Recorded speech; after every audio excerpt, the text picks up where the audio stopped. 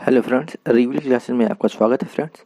तो फ्रेंड्स, आज हम इस क्लास में UP police exam first shift हुआ है फ्रेंड्स। उसका हम आज लेकर आए हैं हिंदी भाग, यानी हिंदी वाले भाग का हम यहाँ पर एनालिसिस करने वाले हैं, विश्लेषण करने वाले हैं। तो आज हम यहाँ पर आज यूपी पुलिस के एग्ज़ाम पर आए हुए जो प्रश्न हैं उनका यहाँ पर विश्लेषण देखने वाले हैं। तो चलिए फ्रेंड्स, हम आज की क्लास को यहाँ पर हम प्रारंभ करते हैं। फ्रेंड, हमारा पहला प्रश्न में आया था कि नलिन और राजीव शब्द निम्नलिखित में से किस शब्द के पर्यायवाची हैं। तो नलिन और राजीव शब्द निम्नलिखित में से किस शब्द के पर्यायवाची हैं फ्रेंड्स। तो ये फ्रेंड्स पर्यायवाची हैं कमल शब्द के। तो ऑप्शन नंबर बी जिन मित्रों ने किया है उनका सही है कमल। तो कमल के फ्रेंड अन्य पर्यायवाची भी होते हैं। एक तो यहाँ पर दो दिए हैं, नलिन और राजीव। फिर इसके अलावा अगर हम बात करें फ्रेंड, सरोज भी होता है, पंकज होता है, पुंडरीक होता है, अरविंद भी होता है, जलज भी होता है, नीरज भी होता है, प्रज्ञात भी होता है। तो ये फ्रेंड होते हैं हमारे कमल के। तो कमल के फ्रेंड्स हमारे अन्य भी यहाँ पर पर्यायवाची शब्द होते हैं, जिनमें से पंकज होता है एक होता है पुंडरीक, एक होता है अरविंद, एक होता है अरविंद और होता है जलज। बात करें तो नलिन भी होता है इसका पर्यायवाची शब्द और राजीव भी होता है इसका पर्यायवाची शब्द। अब चलते हैं अगले प्रश्न की ओर। अगला प्रश्न हमारा कहता है कि पूर्व और उत्तर के बीच की दिशा इस वाक्यांश के लिए एक शब्द निम्नलिखित में कौन सा है। तो फ्रेंड्स पूर्व और उत्तर के बीच की दिशा को फ्रेंड्स हम कहते हैं ईशान। ईशान का मतलब होता है पूर्व और उत्तर के बीच की दिशा। तो फ्रेंड्स, अगर हमने यहाँ पर इसका right answer option number D होगा। पूर्व और उत्तर के बीच की दिशा को ईशान कहते हैं। अगर फ्रेंड्स पश्चिम और उत्तर के बीच की दिशा को फ्रेंड्स क्या कहेंगे, तो इसको वायव्य कहेंगे। क्या कहते हैं इसको? वायव्य कहेंगे। तो पश्चिम और उत्तर के मध्य की दिशा को वायव्य कहेंगे। और दक्षिण और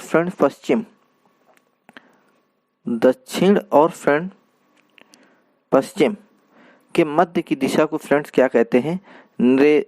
नैऋत्य कहते हैं। तो ये हमारे दो और यहाँ पर अतिरिक्त क्वेश्चन हमें मिल गए।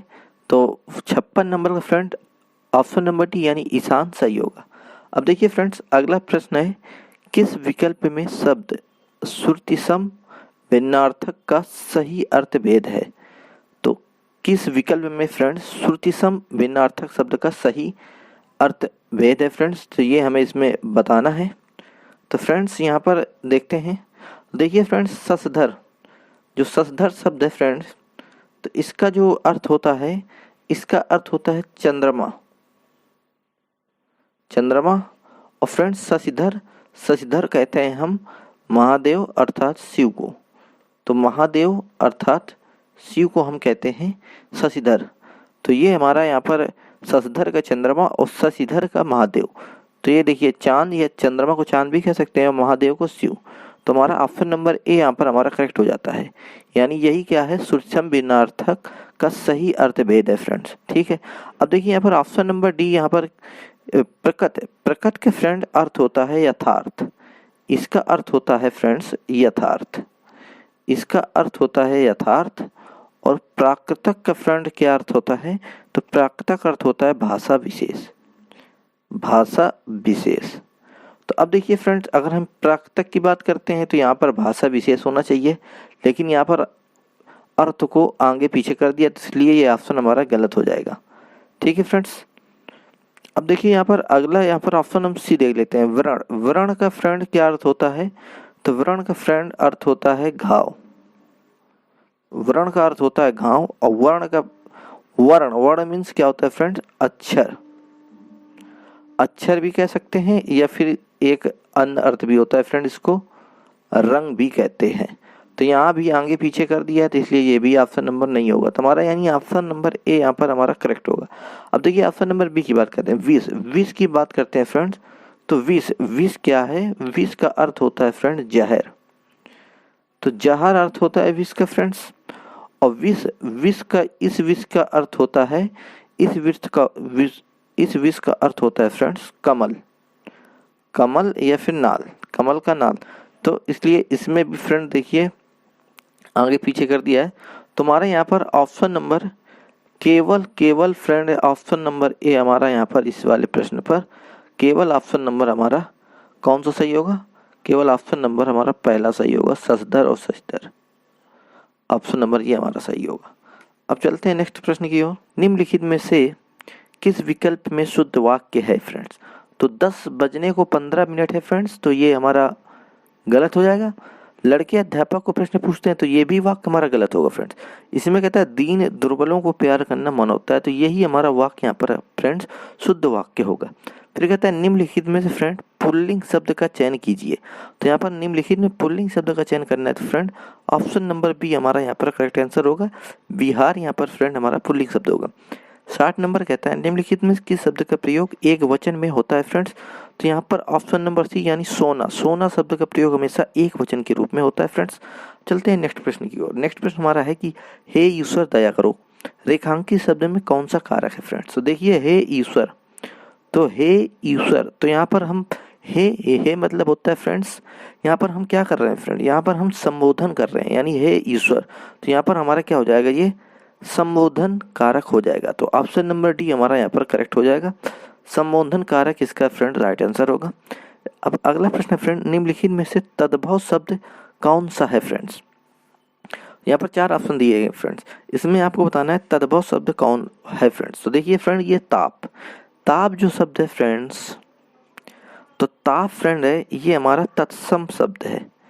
कौन सा शब्द है फ्रेंड्स? तत्सम शब्द है फ्रेंड्स। और ताप का अगर हम यहाँ पर फ्रेंड तद्भव बताएं तो ताप का तद्भव होता है फ्रेंड्स ताव, ठीक है। और यहाँ पर पूछा है फ्रेंड तद्भव, तो ये तो नहीं होगा। अब बात करते हैं फ्रेंड्स काज की। तो काज फ्रेंड हमारा कैसा है? तो काज हमारा फ्रेंड ये हमारा तद्भव शब्द है, तद्भव शब्द है फ्रेंड्स, तो यही हमारा राइट आंसर हो जाएगा। तो ऑप्शन नंबर बी हमारा यहाँ पर राइट आंसर होगा काज। और काज की अगर फ्रेंड्स तत्सम की बात करें तो इसका जो तत्समक शब्द होगा वो होगा कार्य, तो ये हमारा तत्समक रूप हो जाएगा, तत्समक रूप हो जाएगा कार्य। अब अगले प्रश्न की ओर चलते हैं। 63 नंबर कहता है निम्नलिखित में किस विकल्प में सभी शब्द तत्समक हैं? ये आपको बताना है।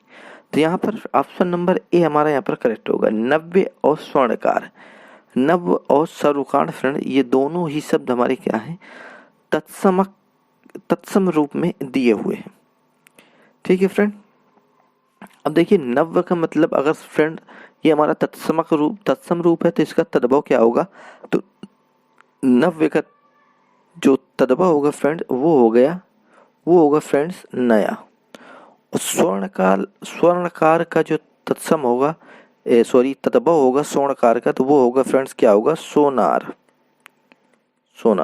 तो इस प्रश्न का ऑप्शन नंबर ए हमारा सही होगा। अब चलते हैं अगले प्रश्न की ओर। अगला प्रश्न हमारा कहता है कि रक्त रंजित शब्द में कौन सा समास है? तो रक्त रंजित शब्द में फ्रेंड्स कौन सा समास है?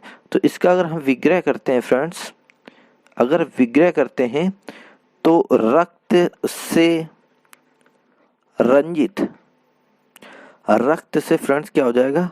रंजित हो जाएगा, रक्त से रंजित हो जाएगा। तो यहाँ पर फ्रेंड्स से विभक्ति का लोप हो रहा है, यानी जहाँ पर फ्रेंड्स से और के विभक्ति का लोप हो वहाँ पर क्या होता है? तत्पुरुष समास। तो ऑप्शन नंबर डी हमारा यहाँ पर सही हो जाएगा, तत्पुरुष समास होगा। यहाँ से विभक्ति का लोप हो रहा है और फ्रेंड्स तत्पुरुष समास होगा यहाँ पर। और तत्पुरुष समास में फ्रेंड्स कौन सा होगा? तो करण तत्पुरुष समास होगा, करण तत्पुरुष समास होगा फ्रेंड्स, करण तत्पुरुष समास होगा। अब देखिए 65 नंबर कहता है, 65 नंबर क्यों कब कौन से सर्वनाम के उदाहरण है फ्रेंड्स? तो क्यों और कब ये फ्रेंड कौन से सर्वनाम के उदाहरण है? तो फ्रेंड्स ये बहुत ही आसान प्रश्न है, तो ये प्रश्नवाचक सर्वनाम के उदाहरण है, प्रश्नवाचक सर्वनाम के उदाहरण है। तो ऑप्शन नंबर सी हमारा यहाँ पर सही होगा। चलते हैं नेक्स्ट प्रश्न की ओर। नेक्स्ट प्रश्न फ्रेंड यहाँ पर देखिए 66 नंबर कहता है कि मदिरालय शब्द के संधि विच्छेद का चयन कीजिए। ऑप्शन यहाँ पर संधि विच्छेदों का पर ऑप्शन दिए गए हैं फ्रेंड्स। तो देखिए हम यहाँ पर मदिरालय का संधि विच्छेद करते हैं, तो मदिरालय का यहाँ पर मदिरालय का संधि विच्छेद करते हैं फ्रेंड्स। तो मदिरालय का संधि विच्छेद क्या हो जाएगा? मदिरा धन आलय। मदिरा धन आलय हो जाएगा। तो ऑप्शन नंबर बी हमारा यहाँ पर करेक्ट हो जाएगा, मदिरा धन आलय। अब इसके अर्थ की बात करें फ्रेंड, मदिरा मीन्स होता है फ्रेंड्स शराब। क्या होता है? शराब। और आलय मतलब होता है भंडार गृह। भंडार गृह, तो फ्रेंड्स शराब का भंडार गृह कह सकते हैं। अब देखिए फ्रेंड, कहता है अवतरण चिन्ह को और किस नाम से जाना जाता है। तो सबसे पहले फ्रेंड्स, अवतरण चिन्ह होता क्या है? तो अवतरण चिन्ह फ्रेंड, इसको इंग्लिश में फ्रेंड हम कहते हैं इन्वर्टेड कामा। तो इस तरह का होता है फ्रेंड अवतरण चिन्ह। तो इसका फ्रेंड दूसरा नाम होता है उद्धरण चिन्ह। तो ऑप्शन नंबर बी हमारा यहाँ पर करेक्ट हो जाएगा, उद्धरण चिन्ह।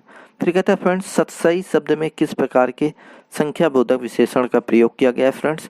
तो सतसई शब्द में फ्रेंड्स यहाँ पर समुच्चय बोधक विशेषण का यहाँ पर प्रयोग किया गया है। तो ऑप्शन नंबर ए हमारे यहाँ पर करेक्ट हो जाएगा, समुच्चय बोधक विशेषण फ्रेंड्स। और फ्रेंड अगर हम बात करें संख्या बोधक विशेषण, तो ये फ्रेंड्स होता है 5 प्रकार का। एक होता है गणना बोधक, एक होता है क्रम बोधक, एक होता है आवृत्ति बोधक, एक होता है समुदाय बोधक, एक होता है प्रत्येक बोधक फ्रेंड्स। अब चलते हैं हम नेक्स्ट प्रश्न की ओर। नेक्स्ट प्रश्न हमारा कहता है 69 नंबर, राधा ने पायल से चिट्ठी लिखवाई फ्रेंड्स। इस वाक्य में कौन सी क्रिया है फ्रेंड्स? तो यहाँ पर आपको बताना है इस वाक्य में कौन सी क्रिया है फ्रेंड्स। तो फ्रेंड्स अगर हम बात करें, राधा ने यहाँ पर फ्रेंड्स पायल से चिट्ठी लगवाई, तो यहाँ पर कर्ता स्वयं कार्य नहीं कर रहा है, किसी दूसरे से करवा रहा है। तो फ्रेंड, तो यहाँ पर फ्रेंड्स क्या होता है कि जहाँ मतलब कि जिस क्रिया से यह पता चले फ्रेंड्स कि कर्ता स्वयं कार्य ना करके किसी दूसरे को कार्य करने के लिए प्रेरित करता है, तो वहाँ फ्रेंड्स क्या होता है? प्रेरणार्थक क्रिया होती है। तो इस प्रश्न का ऑप्शन हो जाएगा प्रेरणार्थक क्रिया, यानी ऑप्शन नंबर डी हमारा सही हो जाएगा, प्रेरणार्थक क्रिया फ्रेंड्स। अब फ्रेंड बात करते हैं चिल्लाहट में कौन सा प्रत्यय है फ्रेंड्स? तो चिल्लाहट में फ्रेंड होगा आहट प्रत्यय, यानी फ्रेंड हट प्रत्यय, यानी ऑप्शन नंबर सी हो जाएगा, हट प्रत्यय हो जाएगा फ्रेंड। चिल्लाहट में क्या हो जाएगा फ्रेंड? हट प्रत्यय हो जाएगा। ठीक है। अब बात करते हैं अभिभाषण शब्द में कौन सा उपसर्ग है फ्रेंड? तो 71 नंबर में फ्रेंड क्या होगा?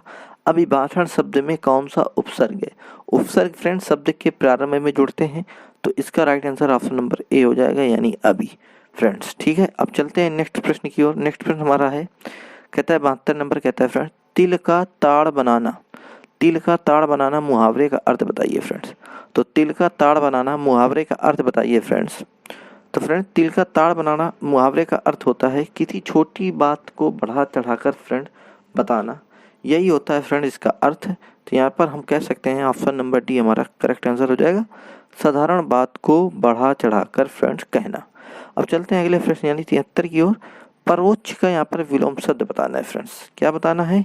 यहाँ पर परोक्ष का विलोम शब्द बताना है फ्रेंड्स। तो परोक्ष का विलोम शब्द फ्रेंड होता है प्रत्यक्ष। तो ऑप्शन नंबर बी हमारा यहाँ पर क्या हो जाएगा फ्रेंड? करेक्ट हो जाएगा फ्रेंड्स। तो फ्रेंड्स यहाँ पर अगर बात करते हैं फ्रेंड्स ऑप्शन नंबर ए, यहाँ पर जो स्थूल है, तो स्थूल का फ्रेंड्स क्या होता है विलोम शब्द?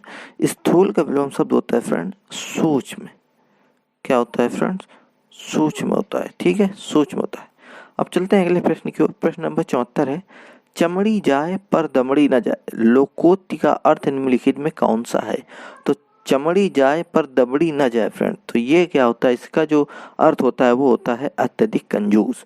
तो ऑप्शन नंबर ए हमारा यहाँ पर सही हो जाएगा, अत्यधिक कंजूस होना फ्रेंड्स इसका अर्थ होता है। अब चलते हैं अगले प्रश्न। अगला प्रश्न हमारा है 75 नंबर, कहता है कि क्रोध किस रस का स्थायी भाव है फ्रेंड्स? तो क्रोध किस रस का स्थायी भाव है? तो फ्रेंड रौद्र रस का ये स्थायी भाव है।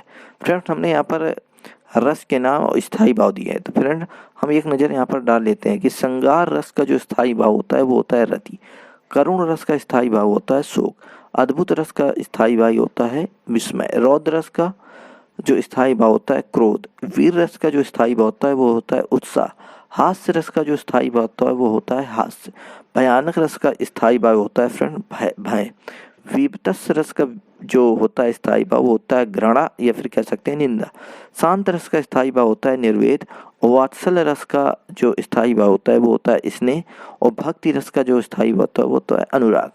अब फ्रेंड्स में कहता है कि सोरठा के द्वितीय और चतुर्थ चरण में कितनी मात्राएं होती हैं। यानी अगला प्रश्न हमारा है कि सोरठा के द्वितीय और चतुर्थ चरण में कितनी मात्राएं होती हैं फ्रेंड्स। तो देखिए यहाँ पर सोरठा और द्वितीय, तो फ्रेंड ये तो सबसे पहले ये दोहा का उल्टा होता है फ्रेंड्स। तो अगर हम फ्रेंड यहाँ पर सोरठा की बात करें, सोरठा की बात करें फ्रेंड, तो इसमें कितने चार चार फ्रेंड चरण होते हैं, चार चार चरण होते हैं फ्रेंड्स। और पहले और तीसरे चरण में फ्रेंड बात करें तो पहले और तीसरे चरण में 11 मात्राएं होती हैं, और दूसरे और फ्रेंड चौथे चरण में 13 मात्राएं होती हैं। तो यहाँ पर फ्रेंड द्वितीय और चतुर्थ चरण, यानी द्वितीय और चतुर्थ चरण में कितनी कितनी 13 मात्राएं होती हैं। तो ऑप्शन नंबर सी हमारा सही हो जाएगा 13। अब अगला प्रश्न फ्रेंड्स 77 नंबर कहता है निम्नलिखित में से किस अलंकार में समान धर्म का होना अनिवार्य है फ्रेंड्स। तो फ्रेंड्स ये हमारा ऑप्शन नंबर ए यानी उपमा में फ्रेंड्स, उपमा अलंकार में समान धर्म का होना अनिवार्य है, यानी ऑप्शन नंबर ए हमारा यहाँ पर करेक्ट आंसर हो जाएगा फ्रेंड्स। अब चलते हैं नेक्स्ट प्रश्न की ओर। नेक्स्ट प्रश्न यानी 78 नंबर हमारा कहता है कि निम्नलिखित में से भाग शब्द का अनेकार्थी शब्द किस विकल्प में नहीं है फ्रेंड्स। तो यहाँ पर आपको प्रश्न को ध्यान में रखना है फ्रेंड्स। कहता है निम्नलिखित में भाग शब्द का अनेकार्थी शब्द किस विकल्प में नहीं, यहाँ पर फ्रेंड नहीं पूछा गया है। ठीक है फ्रेंड, बहुत से लोग यहाँ पर भाग का जो अनेकार्थी शब्द यहाँ पर लगा देंगे। तो सबसे पहले यहाँ पर देखिए फ्रेंड्स, भाग के जो अनेकार्थी शब्द होते हैं वो देखिए अंश होता है फ्रेंड्स, अंग होता है, हिस्सा होता है फ्रेंड्स, यहाँ पर टुकड़ा भी कह सकते हैं, खंड भी कह सकते हैं फ्रेंड्स, यहाँ पर अवयव भी हो सकता है अनेकार्थी। तो यहाँ पर देखिए फ्रेंड हिस्सा होता है, अनेकार्थी शब्द होता है, भागना, ब्याज, बांटना फ्रेंड्स। तो यहाँ पर जो कहता है भाग शब्द का अनेकार्थी शब्द नहीं होगा तो वो होगा बांटना, यानी ऑप्शन नंबर सी यहाँ पर यही शब्द है जो यहाँ पर नहीं होगा फ्रेंड, भाग का क्या अनेकार्थी शब्द नहीं होगा। अब अगला प्रश्न देखते हैं 79 यानी 79 नंबर, वह बाजार जा चुका है, इस वाक्य का काल पहचानिए फ्रेंड्स। तो देखिए फ्रेंड यहाँ पर हमने कुछ दिया है कि सामान्य वर्तमान काल में किस प्रकार का वाक्य होता है, तो वह जाती है। अपूर्ण या तत्कालीन वर्तमान काल में किस प्रकार का वाक्य हो रहा है, तो जैसे वह जा रही है। पूर्ण वर्तमान काल में वह जा चुकी है फ्रेंड्स, और संदिग्ध वर्तमान काल में वह जाती होगी, और संभाव वर्तमान काल में वह जाती हो, और पूर्ण सातव्य वर्तमान काल में वह जाती रही है। तो यहाँ पर फ्रेंड कहता है वह बाजार जा चुका है, तो ये फ्रेंड पूर्ण वर्तमान काल है। तो यानी यहाँ पर देखिए पूर्ण वर्तकाल वह जा चुकी है, तो यानी वह बाजार जा चुका है। तो यहाँ पर ऑप्शन नंबर डी हो जाएगा, यानी ये आसन्न भूतकाल या पूर्ण वर्तमान काल है फ्रेंड्स। अब देखिए पूर्ण वर्तमान काल क्या होता है, थोड़ी सी जानकारी ले लेते हैं। तो क्रिया के जिस रूप से फ्रेंड कार्य अभी अभी पूर्ण हुआ प्रतीत होता है, यानी क्रिया के फ्रेंड जिस रूप से कार्य अभी अभी पूर्ण हुआ प्रतीत होता है उसे हम पूर्ण वर्तमान काल कहते हैं। या क्रिया के जिस रूप से, या फिर कहें फ्रेंड क्रिया के जिस रूप से कार्य के अभी अभी पूर्ण होने का ज्ञान होता है फ्रेंड, उसे पूर्ण वर्तमान काल कहते हैं। या फ्रेंड अगली परिभाषा कह सकते हैं, जिन वाक्यों के अंत में चुका है, चुकी है, चुके हैं आदि शब्द आते हैं वो वाक्य पूर्ण वर्तमान काल में होते हैं। जैसे फ्रेंड वह पढ़ चुका है, बालक खेल चुके हैं, या फिर कह सकते हैं वह बाजार जा चुका है फ्रेंड्स। अब इसके पूर्ण वर्तमान काल के उदाहरण के रूप में जैसे महेश विद्यालय फ्रेंड जा चुका है, बालक शोर मचा चुके हैं, पुलिस यहाँ से जा चुकी है, या फिर वह बाजार जा चुका है। तो ये हमारे क्या हो जाएंगे इस वाक्य के, यानी ये क्या हो जाएगा पूर्ण वर्तमान काल होगा फ्रेंड, ऑप्शन नंबर डी। अब कहता है फ्रेंड राम अभी सोएगा, इस वाक्य में कौन सा वाच्य होगा। तो फ्रेंड्स इसके ऑप्शन इसमें यहाँ पर कट गए हैं। तो राम अभी सोएगा, तो इसमें फ्रेंड होगा हमारा क्या होगा कृतवाच्य होगा फ्रेंड्स, क्या होगा कृतवाच्य होगा। अब चलते हैं फ्रेंड नेक्स्ट प्रश्न की ओर। अब नेक्स्ट प्रश्न हमारा कहता है कि निम्नलिखित गद्यांश को पढ़कर पूछे गए प्रश्नों के उत्तर दीजिए फ्रेंड्स। तो यहाँ पर गद्यांश है, फिर यहाँ पर प्रश्न दिया गया है फ्रेंड्स। तो सबसे पहले यहाँ पर हम गद्यांश यहाँ पर पढ़ लेते हैं।